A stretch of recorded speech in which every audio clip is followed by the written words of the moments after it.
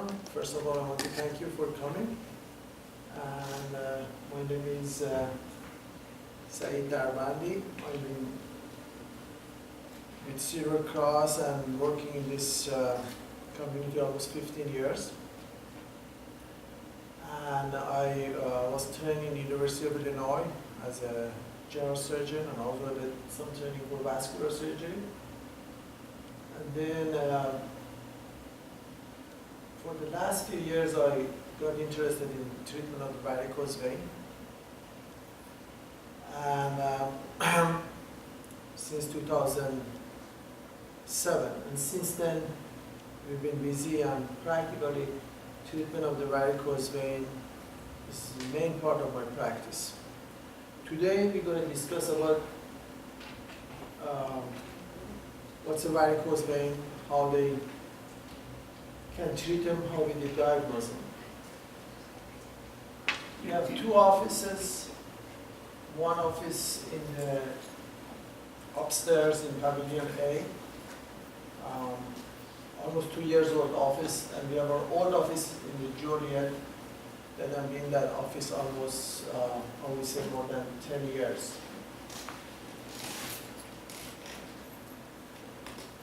This is a little bit about me. As I said, I'm affiliated with this hospital, Silver Cross, Pedro's Hospital, although recently I resigned from Port Los Angeles, but I used to go to the Los Angeles Hospital doing a lot of surgeries. Today, we're going to talk about incident of varicose vein, basic anatomy of the varicose vein, and cause and treatment, and how we do treat this patient. According to the statistic, about 40 million people in the United States have varicose vein. It's much more common than arterial disease. And about 25% of the women, and about 15% of men. And about 1 million people, they usually look for a treatment yearly. And about 150 to 200,000 procedures done in the state. So the cause of varicose vein mainly is genetic. Most of these people that come into my office, they have a strong family history. Their mom, dad, sister, brother, they have some varicose disease that they've been treated, or they have this symptom. The other cause, pregnancy. Multiple pregnancy can exacerbate or even cause the varicose vein. I have a lot of patients usually, they come to office and complain of most of the varicose vein got worse after pregnancy. Obesity and occupation. I have a lot of patients, they are teacher, police officer, that is standing for a long time, or even doctors, they're causing that varicosity. So this is some anatomy of the vein. As you know, we have two types of the vein in the leg. One is a deep vein, one is a superficial vein. It's a better picture here, I can show you. Here.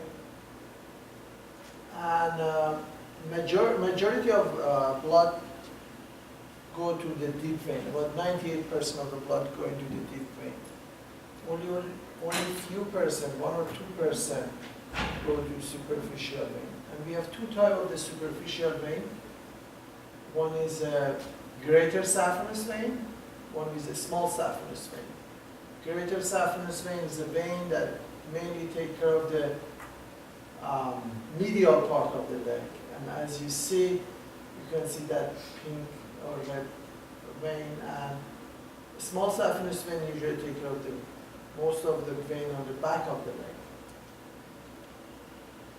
The small saphenous vein connected to the deep saphenous vein, and I can show you here. This is what we call it, in this area is the groin area, we call it saphenofemoral junction. As you see, the deep vein, and we have superficial vein, greater saphenous vein. As you know, the saphenous vein connected to the deep vein on the the groin area. We call it saphenofemoral junction. We go back here. And as you see, there is a valve over there, here. So flow go this way, flow go this way.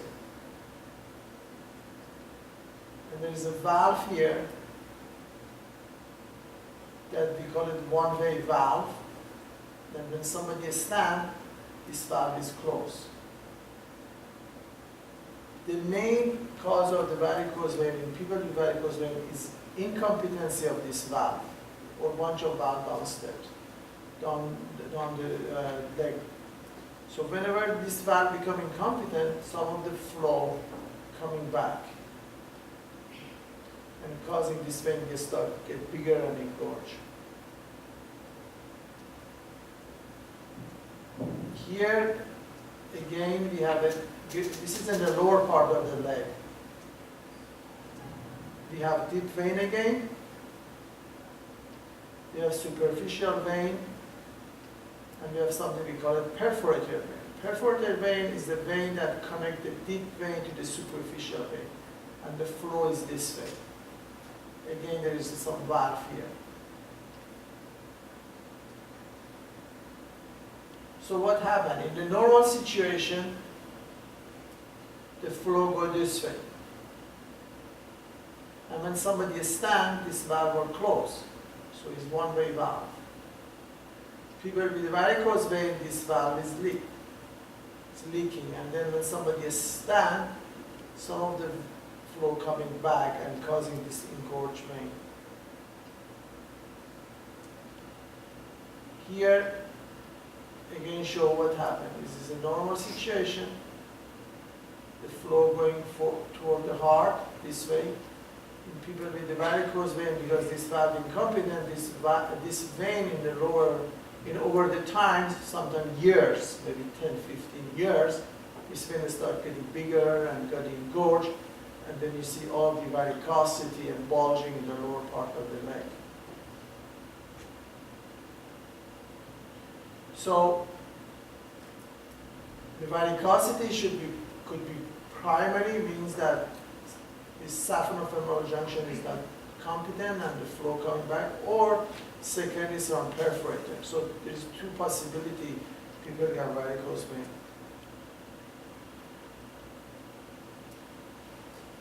Some of the people with the varicose vein they could have DVT in the past.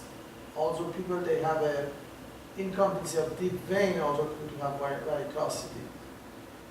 So this is a main cause of the varicose vein. People, they have deep vein insufficiency or superficial or perforated, or could be combination of all of those. So how we diagnose these people? First, let's go to the symptom. Patient usually come to the office complaining of the pain, swelling, leg fatigue, rest leg burning, itching, skin discoloration. And some people come to the office with a big leg ulcer. So it depends. It starts from pain and swelling. After years, you can see some skin discoloration, and after maybe 10, 15 years, you're going to have skin breakdown and ulceration. Here there is some classification of how we classify these people based on that clinical presentation, etiology, anatomy, and pathophysiology. We classify from C0 to C6. I'm going to show some picture of this. C0, practically there is no visible vein. C1 patient has something like telangiectasia. C2 varicose vein. C3 edema. The skin changes with ulceration. Without ulceration, skin change with the heel ulcer, and C6 patient had the active ulceration. Here I'm going to show, that's an earliest stage.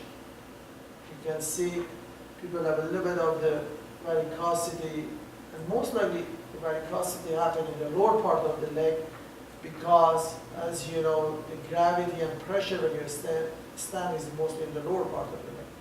So this is a earlier stage or 1 or 2, that you see few bulging vein here. And that's the most common presentation in my office. Then you have people start having swelling of the leg. And this is a little bit more advanced disease. And patient in the few years later on, they have some discoloration, and some of the people coming, I would say maybe 3 or 4% of the people present, usually elderly people with ulceration.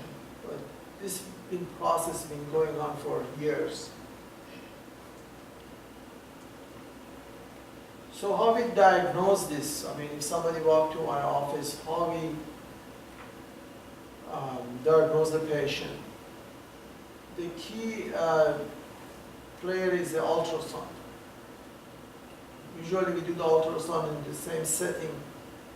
And what this ultrasound does, practically we measure here the competency or incompetency of the saphenofemoral junction or the valve here. Here, again, here you can see here, show that, this picture here. This is a femoral vein, and this is a saphenous vein, and usually we see valve here. And we measure that whether patient has a reflux or what we call it, incompetency or not. Here is the ultrasound here. We measure that whether the flow coming back. This line shows direction of the flow. This is the flow go this way, and this is the opposite flow. So what we do, we usually put the ultrasound here and press the leg and see how the flow goes. That's a little bit reflux usually is normal. Less than half a second is normal. But if you see the next slide, here you see that flow go this way, but much of the flow coming back. That's we call it reflux or incompetency of the vein. And as I said, if half a second and patient has a symptom, we consider it incompetency. Here I show some of the picture here of the patient with varicose vein here again. Here. Here one of the patient with the ulcer. Here one of the patient with ulcer. This is an advanced disease. Here again, show ultrasound here that this is a skin. This is ulceration here. This is ulceration here. And this is all of those veins around it that are incompetent. So what happened if somebody has a varicose vein? What process happened? As you see here, when you have a reflux, then some of the flow coming back to the tissue, usually to subcu or interstitial tissue, and increase the pressure. The pressure will go to inflammatory process and go to some kind of vicious cycle, and then causing some trophic changes, some ischemic changes, and eventually cause ulceration. As I said, this process is sometimes takes maybe 20 years before patient get ulceration. This is some show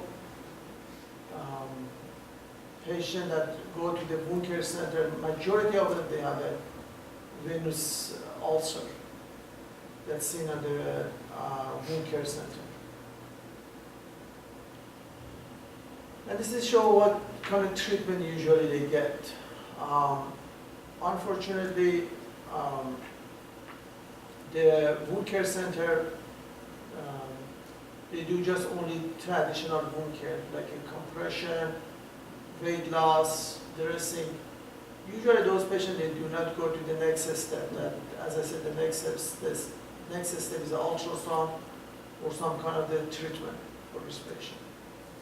And we've been trying to kind of go into the different wound center and, kind of give them a little bit of awareness about what's going on, what kind of treatment they can have.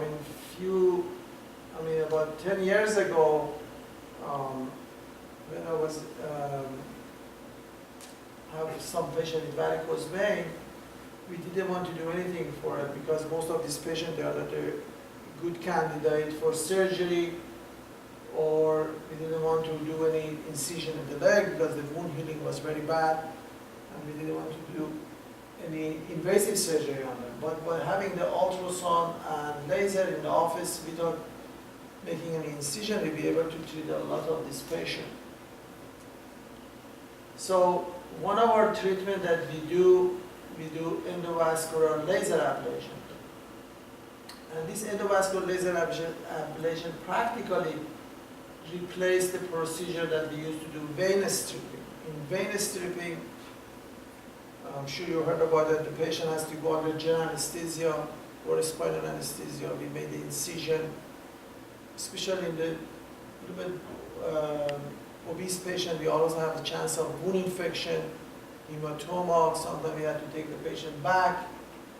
But endovascular ablation practically replaced the whole venous stripping. I'm going to go over it later on in the slide. This is show that patient, mainly talking about patient with the venous stasis also. And a lot of statistics shown that having ablation or removing that vein increased chance of the healing and also decreased chance of the recurrent ulceration. Here, only compression alone, 28% chance of the recurrence. Compression with the ablation, 12%. So recurrence of the ulcer is much less having the laser ablation.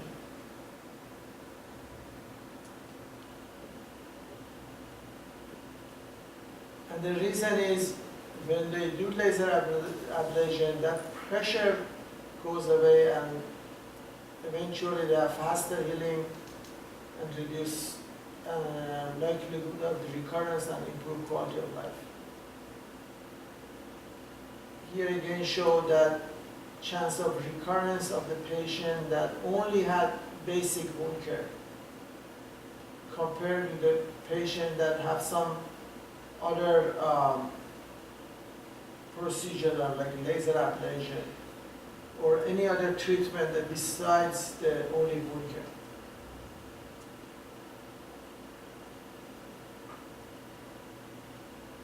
care. Again, here show that compression alone, compression stacking is not enough.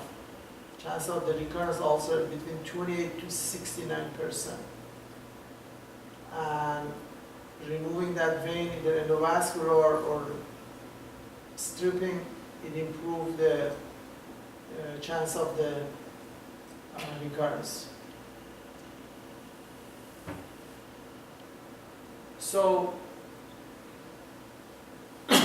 when the patient comes to our office, the first thing we do the vein consultation. We do, as I said, we do the ultrasound. And usually by that time we have an idea what kind of treatment patient needs. This is some of the treatment that been done for mainly for patient that have the wound ulcer, like a wound dressing, leg elevation, exercise compression. This is some of the procedure. Some of them, as I said, like a venous stripping, we're not doing anymore. But we do ablation, sclerotherapy, sometimes skin graft for patients with varicose vein. So I'm going to here concentrate on what the laser ablation is. As I said, here, after we do an ultrasound and we find out the saphenofemoral junction is incompetent, then this saphenous vein needs to come out. As we discussed before, we used to do venous stripping. We used to make incision here, and we pass some wire like a stripper all the way here. and then we ligate all of those branches, and then when we put the stripper, we pull it and practically strip the vein from here to here. That has to be done under anesthesia, general anesthesia or spinal, as I said. But with having the laser and ultrasound in office, practically what we do, using local anesthesia under ultrasound, we find a vein here, we pass the wire, and we pass the laser all the way here. We measure the location with ultrasound, we make sure we are a few centimeters away from the deep vein, and then we give a lot of numbing medication, and as we pull the laser, practically this ablate the vein. Here show how this laser work here. This is one of the perforator. This is This is one perforator we did with the injection. We did the laser. This is the laser machine we use. This is, as I said, picture show patient in our office. Here we find a vein here under ultrasound. This is the already put the fiber and sheet here. Here again. Here we start giving the tumescent fluid, the numbing medication that under ultrasound we inject all the way from the knee all the way to the groin. Here laser fiber in, and this is the tip of the laser. We measure the distance to the deep vein. Usually we like to stay about 2 centimeters away from the deep vein, and then we start laser. And here, as you see, here the laser in the place. As we pull the laser, practically ablate and burn that vein. So here on this slide, halfway done. Here again show that how this laser work. Usually, we done almost about 5,000 of this procedure, and during the laser, almost patient doesn't have any pain. Sometimes they get a little bit discomfort during injection of the numbing medication. They're very tolerable. Here, after the procedure is done, we wrap the leg or put the stocking. The patient is walking out of the office. Here shows some of those patients before and after procedure. Some of these patients get sclerotherapy before and after. Again, before and after. This is one of our patient. Patient has a big leg ulcer. As I said, this is very advanced disease. That after we got the ultrasound, he had a lot of reflux, about I think 3 or 4 second reflux that with the ablation, and then practically wound closed in a few weeks. Again, one of our patients, huge ulcer, a few weeks after laser ablation. So, as I said, when the patient come to our office, the first thing after we do the history and physical exam, they need to go to the compression stocking. That's a kind of the requirement that most of the insurance company want patient have some conservative treatment of the compression stocking. So, and the other treatments, we always also do the sclerotherapy. Sclerotherapy mainly done for the small branches. We inject to sclerotic agent, we inject to the vein, and practically does the same thing. Just kill the vein, and the vein die, and a few weeks or in a month or so, all of the vein goes away.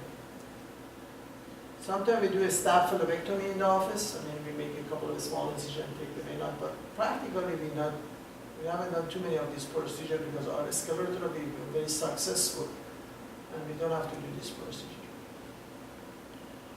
This is an article from Journal of Vascular Surgery. and it shows that the patient, they had DVT and they have both reflux on deep vein and superficial vein.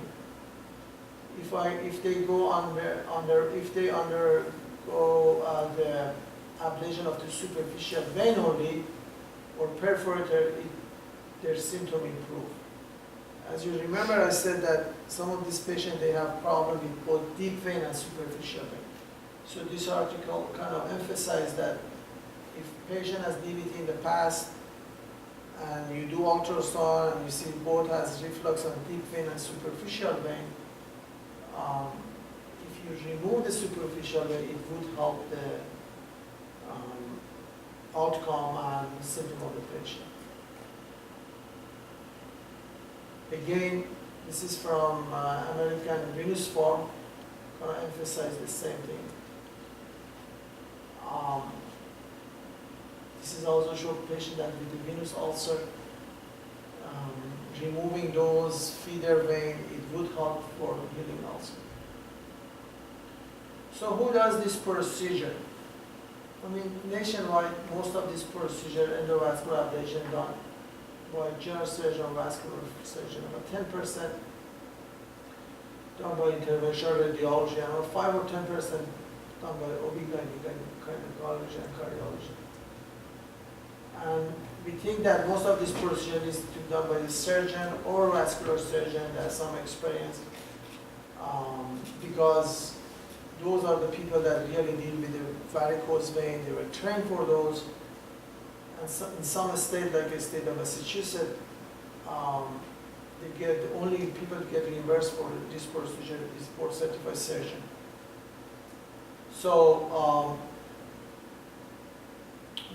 as far as the cover, most of the insurance company, they would cover the procedure based on their own criteria. Some of them are very strict, like the Blue Cross Blue Shield, they want to have some kind of the conservative treatment for 6 weeks. Some of the insurance, they want 3 months. Medicare wants 3 months of the stocking. So, but if the patient has symptom, patient has positive ultrasound, and patient has used conservative therapy, the insurance company approved the procedure. And as I said, we've done almost about 5,000 of this procedure. We're dealing with a lot of insurance, and most of them, they are, when they satisfy all of the criteria, they would approve for procedure.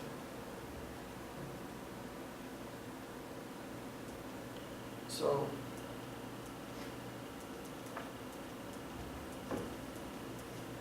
do you guys have any question? Anyway, I hope that I can.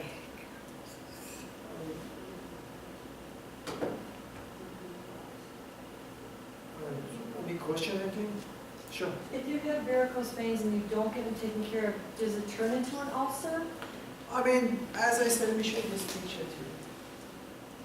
I mean, there's 100% no, but whether it's going to get worse, yes. Oh, they get worse. They got worse. Listen, let me show you this picture here. Yeah, that's bad. I mean, but this is not like get worse tomorrow or next month or next year. Mm-hmm. See here, this is earliest stage. Mm-hmm. See, the patient has a bunch of varicose vein. Down the road, maybe a couple of years, you get this is leg swollen up. Mm-hmm. And the leg swollen up causing some, what we call it, changes in the whole tissue. The skin get thick. Many patients come here with this, you have discoloration of the skin. You look at this leg, you believe this leg is brownish. Mm-hmm. And so the skin gets So thick. that's how it happens? First, second, Yeah. third, fourth? Oh, that's how it happens. Oh. And then a few years down the road, you can get breakdown in the skin. When the skin gets thick, you shave it, you break down. The healing process is not as good as supposed to be. Mm-hmm. And then get a little bit germ there, infection there, and turn out to be ulcer. Well, is there anybody with the varicose vein go this way? I don't think we have this kind of statistically that show how many %, but this is practically, I would say, natural course. I mean, you can stop it somewhat, I don't know, by using a stocking leg elevation. But if you don't do anything, yeah, that's going to be natural course. Thank you. Does Medicare cover? Yeah, as I said, Medicare cover, all of the insurance cover the procedure based on criteria. Patient has to have symptoms, Conservative. conservative treatment, and positive ultrasound. Okay.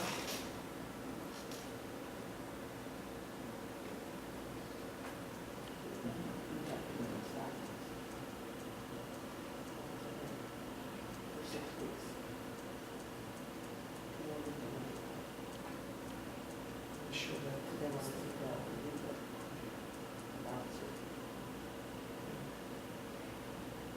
So the procedure usually takes half an hour for the most of these patients. They, as I said,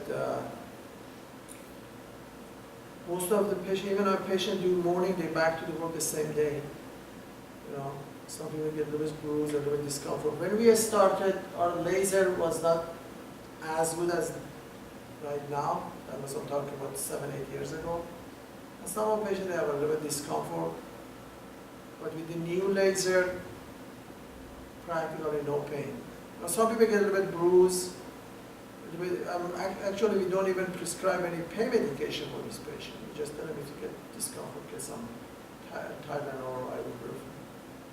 Would you do, if their both legs were symptomatic, would you do both? We do At the both, same but not time? in the same time. Not at the same And time? the reason is because when we do this procedure, we use a lot of numbing medication. We call it tumescent fluid. So that including lidocaine, epinephrine, and bicarbonate. Usually they're limited on those. So if you do both legs, then you have to use a lot. There's a chance of side effect goes up. Just medication. You don't want to- Sure. After the treatment, does the person who's got a swollen leg, does that swelling go away, or does that sort of persist even after you treat the varicose vein? If the ultrasound is positive and shows reflex, yeah, swelling goes away. I have many patients that, you know, after we do the procedure is swelling. Not everybody with the leg swelling has a varicose vein, but as I said, if the ultrasound shows there is a reflux, yes, it goes away. Actually, one of the doctor I did, there's a lot of swelling after we did it. He has, I think, about 4 second reflux. Because you imagine, if you have 5 liters of blood every minute going, and if you have only 2% reflux, that's a little bit flow, a little bit, at the end of the day, it's going to be huge. So, as I say, if the ultrasound show a lot of reflux, and you do ablation and close that vein, yes, swelling goes away. Is there ever concern of lasing the vein too close to the femoral vein? No, I mean, the thing is, as issue is one of the concern here, we always check with the 2 centimeter away here. When we do this procedure, we screen the patient. If the patient has history, what we call it thrombophilia, means that patient has history of DVT in the family or history of DVT in the past, we usually send them to see hematologists before. And what they do, we put them on Coumadin or put them on other medication. And we do this procedure even on Coumadin. Done at least 30 people. We used to stop the Coumadin, but we don't anymore, as I said, because of we have good laser these days. So we don't stop the Coumadin, they on Coumadin and we do the procedure. If the patient has high risk for any blood clot, we put him on Coumadin. But if not, no history, we just make sure the 2 centimeter with the ultrasound. And as I said, in my practice, we done almost 5,000. We haven't had any DVT. Usually after the procedure, we bring them right away 2 days after we check it. Make sure that we have one patient is a little bit extension of the clot it was when extended to the deep vein. And then first she denied any family history, but later on we find that she did have the history of the thrombophilia. We just put her on aspirin afterward. But the chance is very low, especially the other, especially if you do the ultrasound and check it out. The other reason is I showed the anatomy here. That's a nice picture. What's the reason? That the chance is very low. Let me show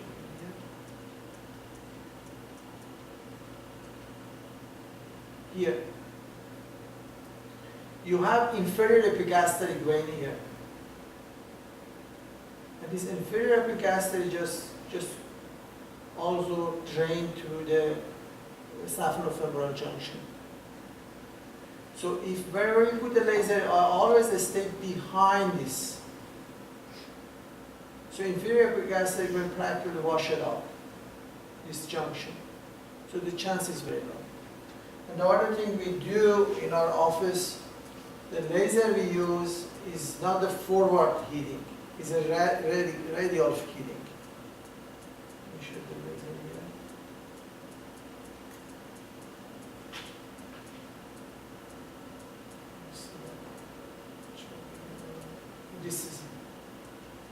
This laser we use is a radial, the radiation goes radially, it's not forward heating, and the chance is much less. Let me show you here. There's two type of the laser, one go forward, like this is forward, one will go radial. It doesn't show it in this picture, but this is like that. And we haven't had any problem. But if you look at the literature, there are some people, I mean, when they start doing this procedure, practically they don't know the anatomy. And the other thing I would do in the office, I do my own ultrasound. So when I do the procedure, I have my ultrasound. So I do my measurement myself. So it's a little bit different from you rely on some ultrasonographer to do it for you. But theoretically, there's a possibility. If you push this laser far away to the deep vein, you have some issues. And how about stockings? My wife wears just stockings up to the knee. It's better that it should be all the way up to the mid-thigh? I would say so. Yeah, I would say the best thing, especially if you're doing a lot of standing, they need to be thigh-high. To get the whole pressure in the whole thing. How do you, with insurance companies, the conservative care using compression stockings, is that something that you have to order, or if a person comes to your office who's been wearing it, is it something that you just have to bring a receipt for that you bought compression stockings? No, I mean, How does we it- just usually take the patient report. If the patient comes to my office and say, we ask him, have you used a stocking? If he say no, we document it, not use it. But if he say has used that stocking, we document it, yeah, the patient used a compression stocking for 6 months, 2 years, or whatever. And we send them to insurance, and usually they are very good. I mean, they look at it and see, but they do want somebody write in the chart that patient has been using a stocking for a period of time. Because when we started, we used to do this procedure. When we were sending to the insurance company, we get a lot of denial because they said patient has not used a stocking, or we forgot to mention that they're using a stocking. But I heard some of the insurance company, they go check to see whether patient has bought the stocking, but no, rarely happen. And also it depends, I think, who does the procedure too. I have few patients came to me that want to be done by somebody else, I think in the Morris area and some other area. Insurance deny it, and they specifically send it to us to do the procedure. So I think they have their profile, I mean, they know how, what you're doing, or it's very important that who send them for their approval. But as long as you documented that the patient has been using a stocking is 90% of the reason. Okay, so we have like a receipt from the pharmacy. No, we don't need any receipt. No, No, there's no- we don't need receipt. So if you wear those, that would help, that you won't get the ulcers, or you still would get that stuff? I mean, the stocking practically kind of slow down the process. You wear them all the time? All I mean, day? if you're standing for a long time, you know, when you're going to bed, you don't need to because, you know, you practically use a stocking to work against gravity, you know. But when you're laying down, you don't need to because flow coming back. Whether a stocking is going to stop the whole process, I'm not 100% sure, but definitely it would slow down the process. As you remember, I said if you just use a stocking here, your wound will close, but the chance of recurrence is very high. Remember we talked about it here?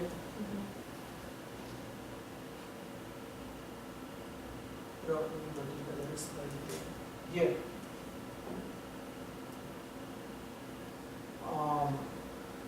So you have compression alone, there's 28% chance of recurrence compared to 12%, or here again, 3 years and 5 years. So people that have ulcer, they have very advanced disease, and there is some irreversible damage done to the leg. Because as I said, this process has been going on for many years. So some of the lymphedema issues, some of the irreversible damage. So stocking alone is not enough. So they need other treatment. But generally speaking, yeah, stocking. Personally, I use a stocking when I'm doing the lung surgery. I use a stocking. It would help. So the first line of treatment is a stocking, and then ultrasound is positive. You need to get that ablation. After treatment, do you recommend the patients continue wearing compression stockings for a while, or are they prone to have other things that become incontinent? So do you recommend that they I should? would recommend that, you know, everybody use the stocking. Even after treatment, so you do? Even you don't have to, but it's a good maintenance for the vein. I think the vein is like a tire of a car. If you put too much mileage on it, they would wear off.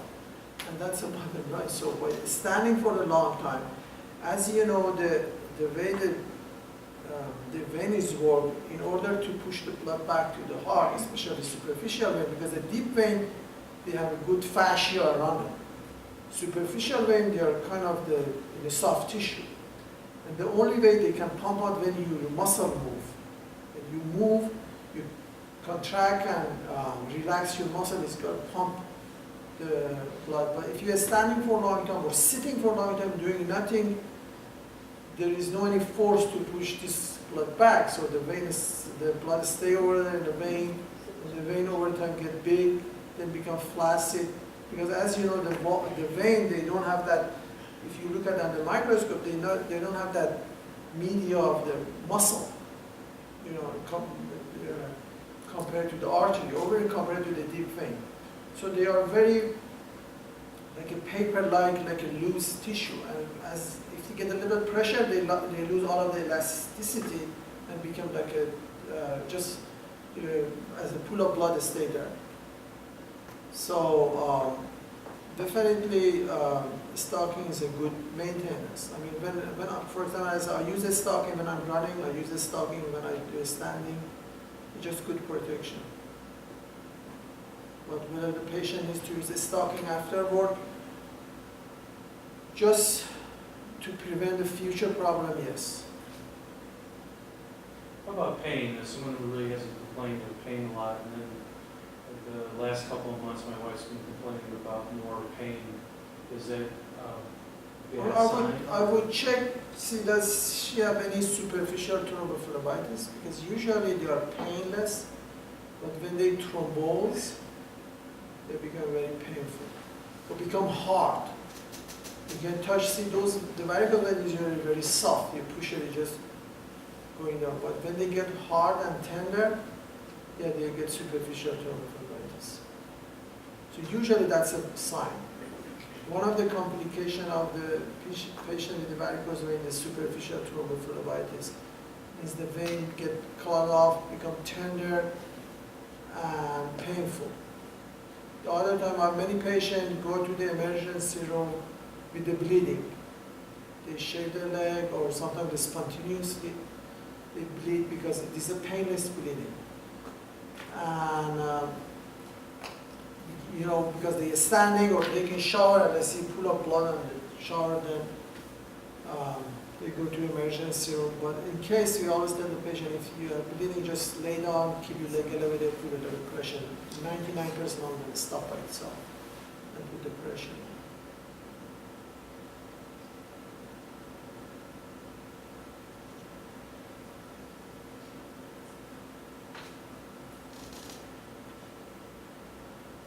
Any other question?